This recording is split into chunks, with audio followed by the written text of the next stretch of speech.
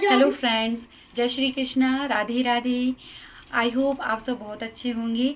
और आज मैं अपना सेकंड ब्लॉग लेकर आई हूँ और आज हम कुछ बहुत ही इंटरेस्टिंग टॉपिक पे बात करेंगे। तो अगर अच्छी वीडियो अच्छी लगे तो please like share and subscribe. चलिए हम अपना टॉपिक शुरू करते हैं। आज बहुत ही इंटरेस्टिंग और हटके टॉपिक है जो कि मेरी रियल लाइफ से भी रिलेटेड है। तो बहुत ही प्यारा टॉपिक है। मतलब हम जिसको कहते हैं कि बहुत ही ब्यूटीफुल फेस ऑफ लाइफ होता है, हम स्पेशली विमेंस के लिए। स्पेशली मैंने क्यों बोला विमेंस के लिए, क्योंकि जब कोई भी लेडी माँ बनती है, दुनिया का सबसे ब्यूटीफुल फेस होता है किसी भी लेडी के लिए माँ बनना। वो बहुत ही इंटरेस्टिंग ब्यूटीफुल प्रीसियस टाइम होता है, कहना चाहिए जिसको गोल्डन टाइम, जब वो माँ बनती है फर्स्ट टाइम। क्योंकि उसे कुछ भी एक्सपीरियंस नहीं होता है, कुछ भी पता नहीं होता है, बस वो उस इमोशन उस फील को सिर्फ फील कर पा रही है। तो मतलब ये सब आप भी अच्छे से जानते हैं कि जब बच्चा 9 महीने अंदर रहता है तो मतलब हमारी सारी फीलिंग्स उसके अंदर कनेक्टेड होती हैं, क्योंकि हमारा जो नाभि का कॉर्ड है और उससे खाना पूरा ट्रांसफ़र होता है उसको, मतलब पूरा from day first to last वो कॉर्ड कनेक्ट रहता है उससे। तो हम जो सोचते हैं, जो खाते हैं, वो पीते हैं, हमने पुराने लोगों से भी सुन रखा है कि हम जो खाएंगे वो सीधा बच्चे को ही मिलता है, या हम जो सोचेंगे वो करेंगे वो सब बच्चे को ही मिलता है। तो मेरे ये कहने का मतलब है कि हम उन पूरा जब from day first to last 9 महीने हम अपने बहुत अच्छे से बिताएं। ये हमारे शास्त्रों में भी अच्छे से कहा गया है, गर्भधारण संस्कार। और हमें उस टाइम पे किसी भी तरह का कोई स्ट्रेस, कोई भी ऐसी बात नहीं सुननी चाहिए, हॉरर मूवी भी नहीं देखनी चाहिए।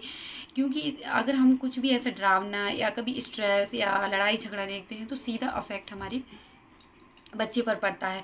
हम जो कुछ भी सोचते हैं, अगर हम टेंशन में रहे, डिप्रेस्ड रहे, तो वो हमारे बच्चे के ऊपर उसकी ग्रोथ में अफेक्ट पड़ेगा।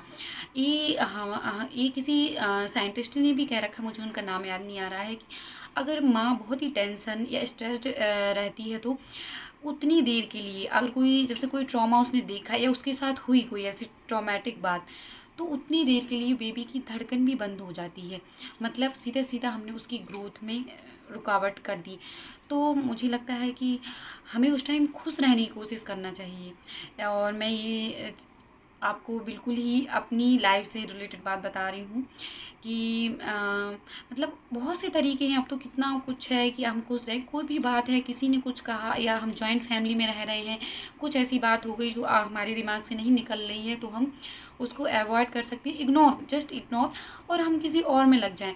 और मतलब हम कुछ ऐसी बातें देखें, सीखें, कुछ स्पिरिचुअली कनेक्ट हों, इसमें बहुत हेल्प होती है।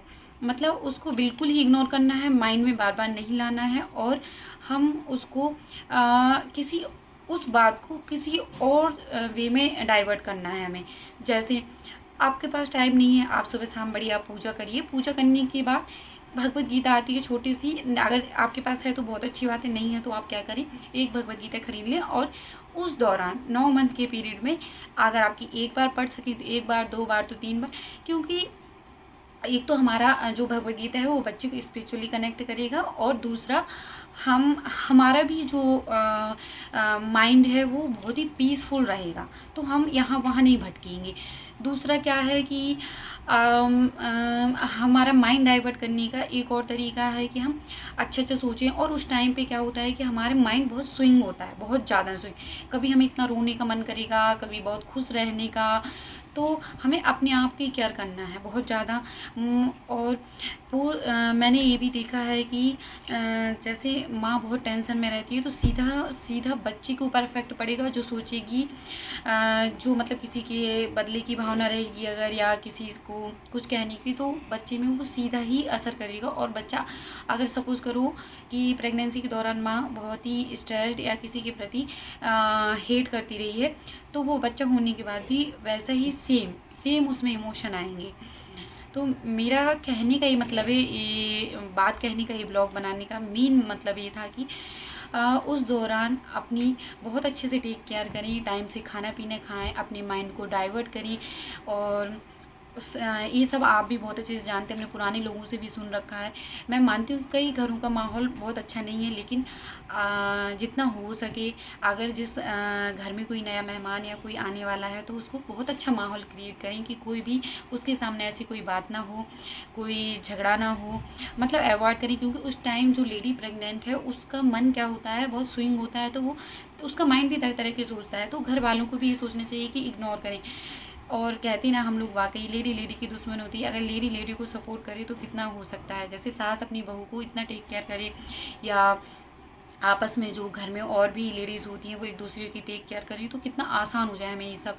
और ये बहुत ही रियल और साइंटिफिकली प्रूव बात है कि अगर बच्चा बहुत अच्छे माहौल में, और हमारे शास्त्रों में भी लिखा है कि बच्चा अगर बहुत अच्छे माहौल में और हम माँ अगर अच्छे से स्पिरिचुअल कुछ भगवद गीता वगैरह पढ़ के या पूजा पाठ करके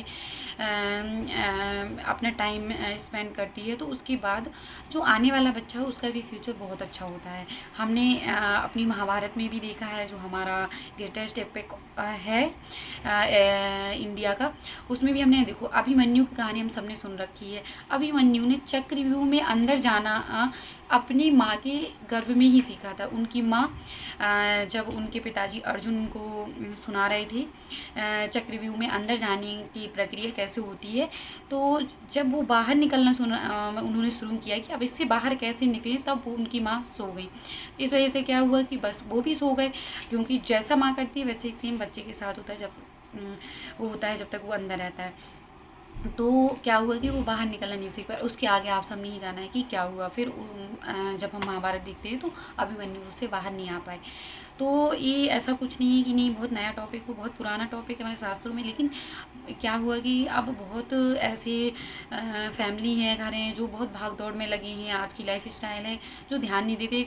मुझे लगता है कि ध्यान देना चाहिए। और अगर ये बिल्कुल रियल लाइफ एक्सपीरियंस है कि अगर माँ बहुत स्ट्रेस्ड या कुछ ऐसे माहौल में रहती है तो पोस्ट प्रेगनेंसी भी बहुत प्रॉब्लम होती है आफ्टर डिलीवरी।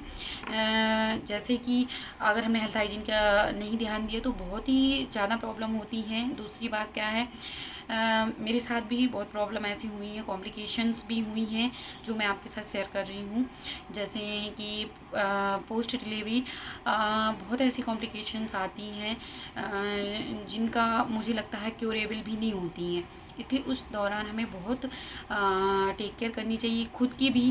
कहते हैं ना, love your self, love my self. और ऐसा नहीं कि हम किसी दूसरे के भरोसे रहें कि नहीं हमें वो प्यार करे या ये प्यार करे, हमें या हमारी वो केयर करे। अगर नहीं कर रहा है तो भी ठीक है, कर रहा है तो बहुत अच्छी बात है, और नहीं भी कर रहा है तो हमें खुद की केयर करनी है, ठीक है। और अगर हम इन सब बातों का ध्यान रखते हैं, या बहुत, मैं अपना रियल लाइफ एक्सपीरियंस बता रही हूँ, अगर ध्यान रखते हैं तो आने वाला जो बच्चा है वो तो ठीक है, उसका फ्यूचर भी बहुत अच्छा होगा।